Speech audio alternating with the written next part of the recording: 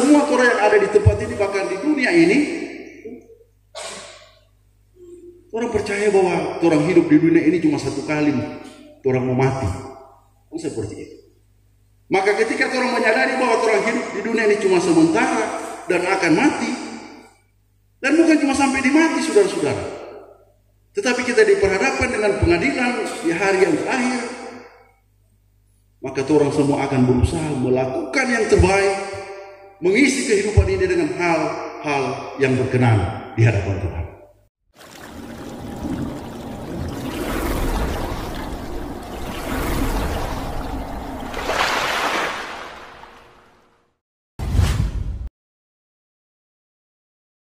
Shalom, damai di hati. Jemaat yang diberkati Tuhan, kita kembali mengucap syukur atas kebaikan Tuhan bagi kita. Sehingga di pagi hari ini, saya percaya orang yang ada di tempat ini datang bukan tanpa pergumulan. Orang datang dengan berbagai macam pergumulan kita, tetapi bersyukur kita punya satu semangat yang sama, satu punya iman dan keyakinan yang sama bahwa kalau bergumul datang ke Tuhan, beribadah seperti yang kita lakukan di tempat ini. Tadi ada pujian dari Pendeta Bapak dan saya berpikir bahwa memang ini adalah pergumulan gereja di mana-mana. Dan pergumulan gereja ini bukan nanti sekarang tentang Pendeta Bapak. Waktu Yesus sudah salib, bapak-bapak lendah adalah lari semua. Cuma perempuan itu berani baik kepada Tuhan. Mungkin itu dia pengaruh sampai sekarang bapak-bapak jarang di gereja, banyak di luar. Kemudian saudara-saudara, coba saudara lihat di zaman sekarang. Kalau arisan kaum ibu, tidak ada bapak-bapak di situ. Mar kalau arisan kaum bapak, otele, banyak sekali ibu-ibu di situ. Itu menandakan bahwa bayangkan, sedangkan bukan dompet ibadah, dorong pergi. Apalagi dompet ibadah. Kalau bapak-bapaknya enggak, perwakilan jemaat tua, dia duduk di nego-nego. Kan begitu paling banyak. Tapi di Maranatha nya enggak ada, di Bukit Sion banyak. Kan seperti itu. Nah, saudara-saudara yang terkasih, kita dituntun oleh pembacaan firman dari Lukas 19 ayat 19 sampai dengan 31. Dan gereja masih Injil di Minahasa dalam minggu yang berjalan ini ada AMPDP tema, kalau masih hidup berdiakonialah. Nanti kalau terbicara diakonia, orang sebelum membahas lebih jauh, orang mesti cari tahu apa tuh diakonia. Karena kalau kita bapak akan disangir, kalau dia bilang diakonia, dia tidak mengerti. Meskipun orang tidak belajar sama dengan pendeta-pendeta yang ada di sini tentang teologi, tapi orang percaya bahwa diakonia berasal dari kata Yunani kalau yang salah itu pelayanan kasih.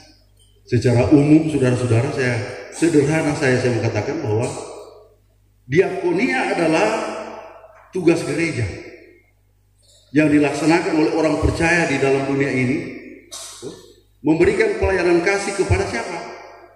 Bukan hanya kepada jemaat yang membutuhkan, tetapi bagi semua orang yang membutuhkan pertolongan dalam hidup kita. Maka saudara-saudara, membuka khotbah ini, saya mau bercerita sedikit, mungkin sudah kita pernah cerita. Ya, dulu saya pernah tugas di Polsek Manado Tengah. Dulu kalau Polsek Manado Tengah, orang bilang kan mungkin, Polsek apa kata tanpa bahasa. Saya bilang apa enak cari iyo tanpa bahasa, dan tahu tanpa bahasa tuh yuk bikin orang tenggelam.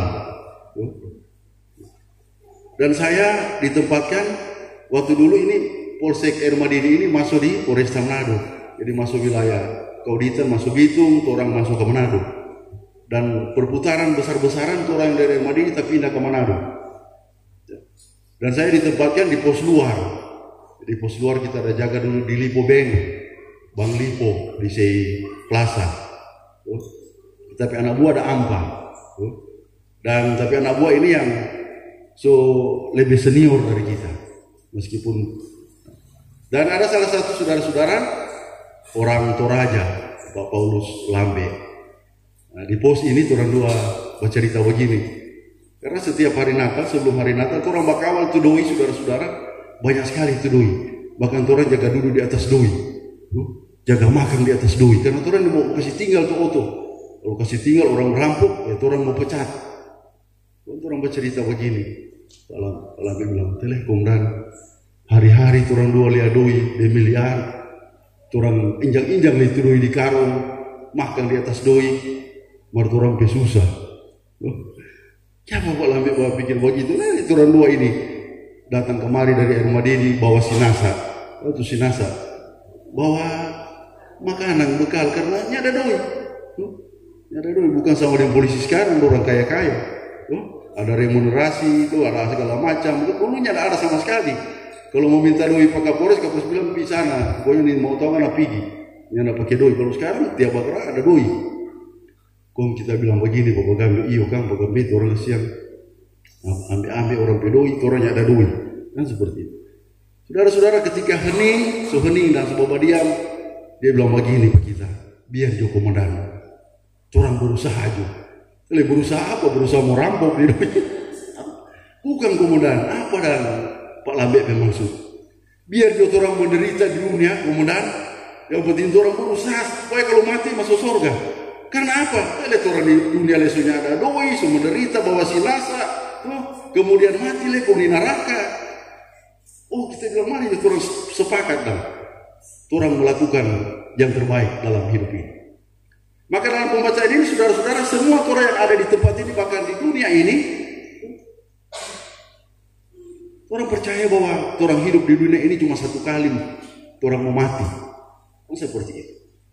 Maka ketika orang menyadari bahwa orang hidup di dunia ini cuma sementara dan akan mati, dan bukan cuma sampai di mati saudara-saudara, tetapi kita diperhadapkan dengan pengadilan di hari yang terakhir, maka orang semua akan berusaha melakukan yang terbaik, mengisi kehidupan ini dengan hal-hal yang berkenan di hadapan Tuhan. Bahkan orang semua ini terlahir bercita-cita agar supaya orang hidup ini berarti bagi orang lain. Dan menjadi berkat dimanapun orang pergi dan orang berada. Tetapi saudara-saudara yang kekasih dalam Tuhan Yesus Kristus, ternyata saudara-saudara fenomena sekarang yang terjadi bahwa ketika orang sudah mapan, ketika orang sudah diberkati oleh Tuhan dengan harta yang melimpah, dengan jabatan, kadang-kala sebagai orang percaya orang sudah melupakan Tuhan. Karena orang selalu sibuk dengan kerja, maka orang sudah lupa Tuhan. Bahkan ada peraturan otak, yang penting kita pe keluarga tercukupi, yang penting kita keluarga bahagia, pusing amat dengan orang lain. Yang penting kita pekerja diberkati, tapi anak-anak diberkati, istri dan keluarga besar, pusing amat itu jemaat yang membutuhkan. Nah itu yang terjadi. Makanya gereja memandang hal ini adalah pergumulan di dalam gereja. Maka gereja mengambil ini, kalau masih hidup, berdiakonialah bagi orang yang membutuhkan diakonia itu. Itu yang terjadi dalam kehidupan kita. Maka saudara-saudara, di dalam firman ini sebenarnya ada 3 perikop yang kita baca di pasal 16 ini. Yang pertama, perumpamaan tentang bendahara yang tidak jujur, kemudian setia dalam perkara yang kecil dan nasihat, dan yang paling terakhir itu adalah orang kaya dan Lazarus yang miskin. Mengapa saudara-saudara seperti itu? Karena Allah di dalam menyampaikan beritanya macam-macam. Ada penglihatan, ada Allah berfirman secara langsung lewat para nabi, kemudian lewat perumpamaan. Kenapa lewat perumpamaan? Supaya orang boleh mengerti, boleh memahami dengan baik dan dengan jelas apa yang menjadi inti dari pembacaan firman di pagi hari ini. Ini betul berbicara tentang Lazarus, orang kayanya cungu DP nama. Kan paling kalau orang kaya kan taruh Michael kampung Sina kan tersinggung, kan seperti itu. Jadi dia nak taruh DP nama. Bagaimana dia bilang waktu dia hidup so kaya ini, orang kaya ini berpesta pura. Tiap dia undang tuh orang-orang yang cuma satu kelas dengan dia, orang-orang lainnya enggak. Yang lebih memiriskan hati saudara-saudara adalah Lazarus yang ada bisu-bisu kecil, yang baborok, baluka-luka, meminta makan cuma duduk di situ, tidak pernah tergerak hatinya untuk membantu. Bahkan si Lazarus ini cuma mau tunggu kasihan untuk DP sisa makanan, ada jatuh dari meja itu tuh dia mati. Tetapi tidak tergerak hatinya di dalam untuk membantu orang si Lazarus yang membutuhkan ini. Singkat cerita saudara-saudara, kita mau memahami firman ini dari pertama bahwa mau kaya, mau miskin, punya jabatan, tidak punya jabatan, banyak harta, banyak tanah, yang susah sekali, susah nenek moyang, semua akan mau mati. Dan itu yang terjadi dalam Injil ini. Maka Lazarus mati, orang kaya ini yang selalu berpesta pora pakai baju ungu. Kenapa pakai baju ungu? Baju ungu itu cuma orang-orang bangsawan yang boleh pakai dulu. Sutra halusnya, kalau orang susah, rupa orang ininya orang beli karena mahal. Mungkin sama dengan kain bentenan. 1 meter berapa juta, yang berapa beli. Dan itu yang terjadi. Maka dalam perumpamaan ini dikatakan orang mati sama-sama. Dan ketika mereka mati, mereka berada di tempat yang berbeda. Ketika orang kaya melihat, Tuhan, kenapa tuh Lazarus di sana? Tuh, pesanan dia. Tuh. Makanya orang kaya bilang, Pak Abraham, boleh kok suku taruh DP jari, kenapa ini suku menderita, suku kehausan dan seterusnya. Tuh. Apa? Abraham bilang, kita bahasakan dalam masa menado supaya gampang. Om, anak susah senang di dunia. Anak susah senang di dunia, segala macam, ada harta, mau makan apa anak makan. Tuh, kalau pemerintahnya larang orang anak makan, tuh.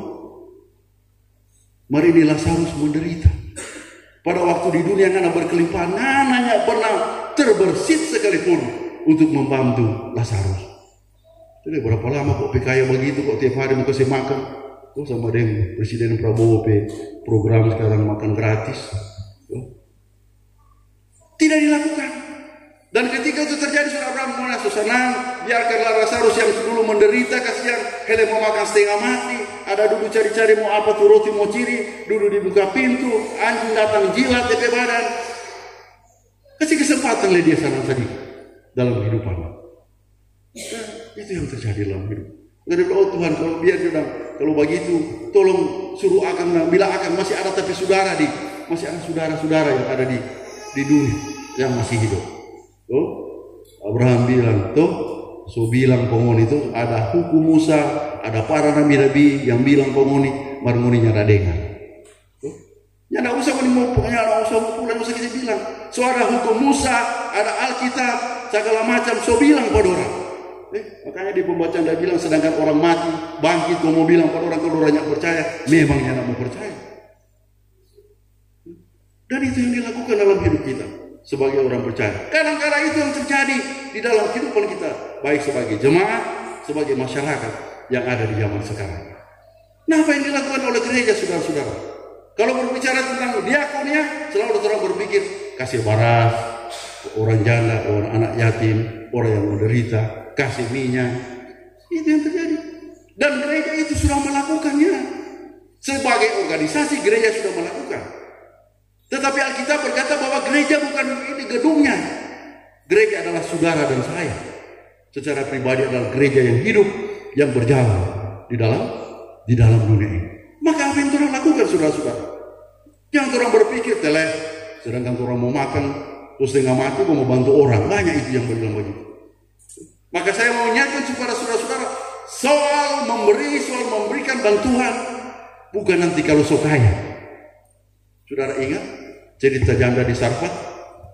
DP minyak kurang sedikit, DP terigu kurang itu. Kalau dia bikin kasih orang mati dia, soalnya mau makan. Tetapi ketika dia memberi dengan sukacita, maka dia diberkati oleh Tuhan. Dia kasih makan Pak Elia. Ketika dia kasih makan Pak Elia, Tuhan memberkati. Maka dari buli-bulinya tidak pernah berhenti meleleh apa? Keluar minyak. DP terigu tiap aminnya tidak pernah habis. Dan itulah mujizat Tuhan dinyatakan dalam kehidupan kita sebagai orang percaya. Meskipun kita selalu bilang TP Bapak akan, karena TP Bapak akan kalau bercerita kok. Michael orang sangat kan lain kali aneh-aneh yang bercerita. Dia bilang, siapa bilang lebih banyak memberi banyak berkat, kita banyak memberi banyak habis. Memang teori dunia seperti itu, banyak memberi banyak habis. Tetapi kalau teori iman kita sebagai orang yang percaya kepada Tuhan, semakin kita memberi semakin kita diberkati oleh Tuhan. Adakah pernah saudara-saudara ada yang jatuh miskin di sini karena memberi? Bahkan ada saudara-saudara di gereja, di jemaat, di mana-mana ada pergumulan saudara-saudara. Kalau ada rapat semua puasa diakonal, banyak yang menentang. Oh sudah juga, kenapa dia kok kumpul-kumpul itu? Mau kumpul beras, mau kumpul apa, mau bawa di panti asuhan, sudah juga mau bawa itu bikin apa? Padahal yang bicara orang kaya. Maka kalau mau bilang telah memberi dari hati, bukan karena dia kaya, biar dia kaya, kalau dia pun cuduk, dia tidak akan memberi. Mari dia di dalam kesusahan, keterbatasan, semua mati. Kalau dia memberi dengan sukacita, pasti dia akan memberi dalam hidup kita sebagai orang percaya kepada Tuhan. Nah saudara-saudara, mari kita jangan membingkai diakonia ini cuma dalam bentuk materi. Karena orang kalau bicara tentang diakonia, kasih doi, kasih baras, kasih minyak, bukan. Pelayanan kasih apapun bentuknya, itu adalah bentuk diakonia kita kepada orang-orang yang membutuhkan. Kita kasih contoh saudara-saudara, apapun pekerjaan kita, lakukan itu untuk Tuhan, bukan untuk manusia. Diakonia apa? Kita kasih contoh saudara-saudara. Kita pernah berjaga di pasar lama, di pasar Bersati Manado. 3 tahun di sana. Makanya selama 3 tahun dia tidak pernah beli ikan. Ibu pendeta, karena baru mau pulang kemudian sudah lengkap di dalam. Ikan apa mau pakai nih? Dan kita dari dia ada tapi usik bajual, dia cuma bajual daun apa tepi makanan kesukaan, daun ubi. Ada penjual daun ubi, cuma berapa tambah di situ daun ubi. Datang kemari yang mau beli turun dari Fortuner. Dari Fortuner, wayang Fortuner saya tolak, mau beli DP bolanya apa mampu. Apalagi mau beli DP auto. Sampai di situ kita dengar berapa usi ini, apa ini? Sayur ini 1.000 ibu. Boleh kok 1.000 rupiah? Orang kaya itu saudara-saudara. Dan itu yang terjadi dalam hidup kita. Padahal berapa kok anak kaya begitu nafkah 50.000, saudara berdiakonia dan dia merasa tidak terhina tuh usi. Tetapi yang terjadi dalam hidup kita, orang keliru sebagai orang Kristen. Oh kalau bajual kawanua, kalau bajual 1 kolom tawar jo. Coba ngana tawar di Los Grosir atau di True Farm. Orang kaya punya itu miliar DP doi. Nyana pernah? Siapa pernah tawar? Di mall sana pernah tawar? Nyana pernah tawar. Maka kalau orang miskin, saudara-saudara yang sebenarnya harus kasih, kalau perlu nafkah itu doi sudah jatuh sayur. Mari ini tidak orang lakukan dalam hidup kita sebagai orang yang diberikan tanggung jawab untuk berdiakonia. Yang terjadi di dalam pekerjaan kita, lakukan itu, saudara-saudara, berdiakonia dengan tenaga kita, dengan ilmu kita berdiakonia. Saudara-saudara, kita penasihat jemaat Pak Baksuan Takariras, pendeta Ibnu tahu. Kita tanya begini, Une, siapa Une senyanda aja babas? Oh kita kok sudah pemarah, terlalu tua, mulai di apa? Kita tanya Pak Une sekarang, siapa Une dulu? Baru sementara bikin itu rumah, ada orang datang lagi tawar mau bikin rumah di mana-mana. Jadi biar itu rumah belum selesai, dan saya bilang, kerja apa kita ya? Banyak orang yang tunggu-tunggu. Sementara ada tugas lain yang nak kerja-kerjanya, ada orang yang panggil. Oh ternyata dia ceritakan kepada saya, selama kata dia jadi bas selama 30 atau 40 tahun lebih, saudara-saudara, nyana sekalipun dia pulang, dia bawa paku biar cuma 1 batang dari tempat bangunan itu. Kita bilang, siapa Une? Coba Ungke bayangkan, kalau setiap hari kita bawa 10 paku, kalau kita kerja di situ umpama 6 bulan, kalau 10 paku ke 1 minggu 60 paku, kalau 1 bulan berapa ratus paku? Apakah kita itu bukan bikin sengsara ke orang yang punya rumah? Oh begitu dong, pantas udah dong cari-cari. Dan kita pun tahu, kalau kerja jam 8, setengah 8 kita sudah ada di tempat bekerja. Itu diakonia, saudara-saudara. Jam 5 baru kita berhenti. Jangan jam 3 habis makan udah. Baru jam 3 sedikit pinggang, sebuah rokok. Itu yang dilakukan. Oh kita bilang luar biasa. Dan pengalaman hidup yang saya lakukan, itu yang terjadi. Itu diakonia bermacam-macam dalam kehidupan kita sebagai orang percaya kepada Tuhan. Kita dihebohkan mungkin saudara-saudara, para pemuda, Sabantar mau utus mau perkemahan. Oh kegiatan. kegiatan HPR, saudara-saudara. Mudah-mudahan tidak terjadi lagi. Saudara-saudara tahu, baru-baru kan dah heboh di salah satu SMA yang ada di Kabupaten Minahasa Utara. Tuh, di dalam kelas, tuh, bukan belajar, tuh, bercinta, tuh, melakukan hubungan suami istri. Tuh, di dalam kelas itu bayangkan, tuh, yang berekam ini tahu diri. Kalau dia tahu dia berdiakonia, jangan, kasihan. Tuh, turang papa dia mama kasihan semua jatuh dari bong kelapa, so setengah mati ada apa jual di pasar, pun orang bekerja atau orang ada mau datang belajar, cuma baking seperti itu. Dan itu viral, saudara-saudara. Dan setelah dicek, remaja gereja masih Injil di Minahasa, DP pelaku, DP korban lesama. Siapa yang salah dalam hidup kita sebagai orang yang percaya kepada Tuhan? Oleh sebab itu, saudara-saudara, dalam pembacaan kita ini kita tahu bahwa harta, jabatan, semua itu Tuhan dah kasih. Tetapi ada kalanya kita lupa kalau so kaya, so ada jabatan, kita lupa ya, bukan Tuhan kok, kita kok memang rajin. Kan banyak orang begitu. Sudah aja mau ibadah, sudah aja mau apa, puasa diakonal, kita kok boleh sendiri. Jangan jadi saudara-saudara sama dengan orang kaya yang ada dalam bacaan ini.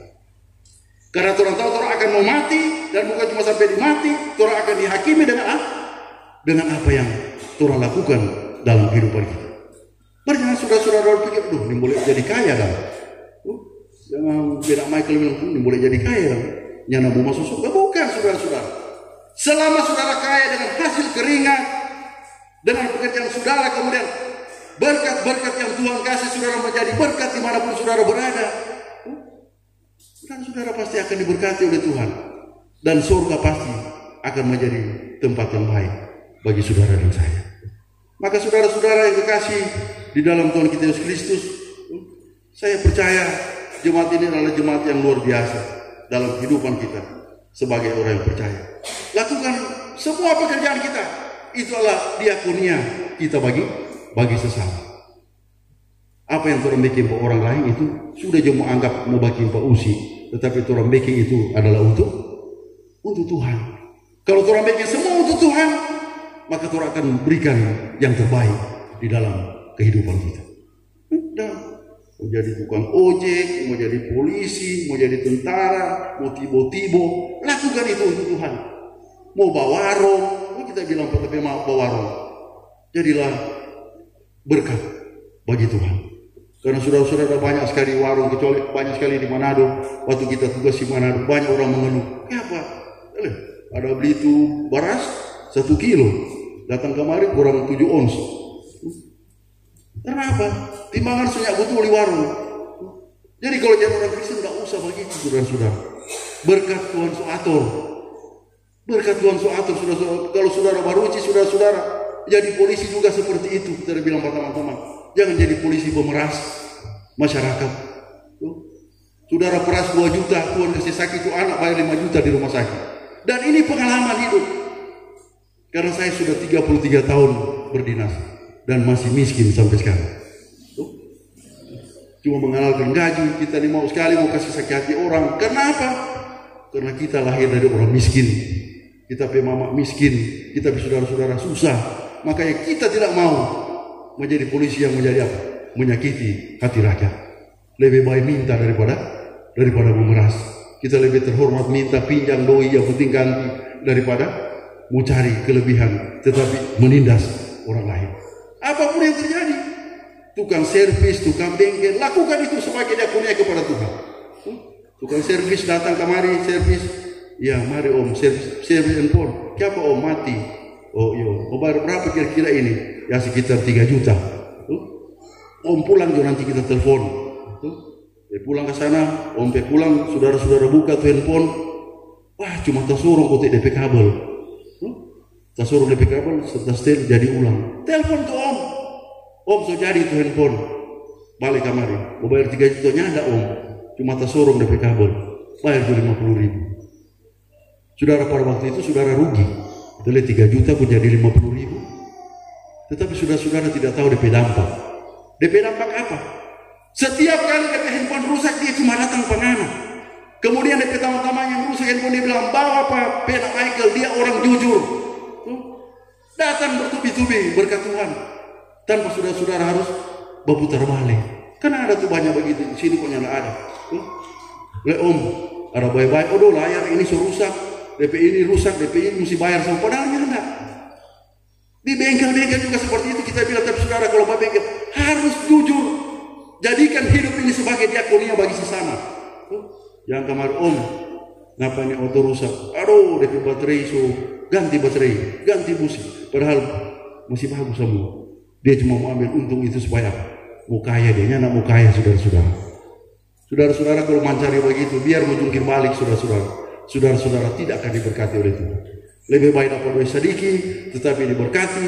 Dorang doakan buat orang, itu yang lebih bagus dalam kehidupan kita sebagai orang yang percaya kepada Tuhan. Jadi mari saudara-saudara, sebagai jemaat yang memberkati Tuhan, yang diberkati oleh Tuhan, jadikan orang pediri apapun kemampuan kita ini.